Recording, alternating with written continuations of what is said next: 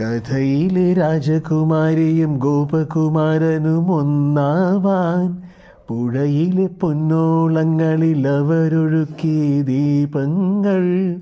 കരളിലെ മോഹം കതിരണിയാനായി അവരിരുപേരും തപം ചെയ്തു ഈ അമ്പലക്കൽപ്പടവിൽ. കഥയിലെ രാജകുമാരിയും ഗോപകുമാരനും ഒന്നാവാൻ പുഴയിലെ പൊന്നോളങ്ങളിൽ അവരൊഴുക്കി ദീപങ്ങൾ. ഓഹോ,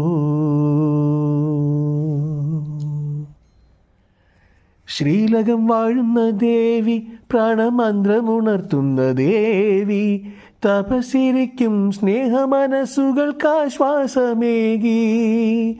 ശ്രീലകം വാഴുന്ന ദേവി, പ്രാണമന്ത്രമുണർത്തുന്ന ദേവി, തപസ്സിരിക്കും സ്നേഹമനസ്സുകൾക്കാശ്വാസമേകി.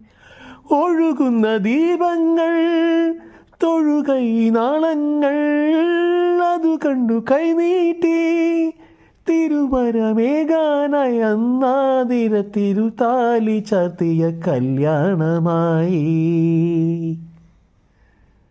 കഥയിലെ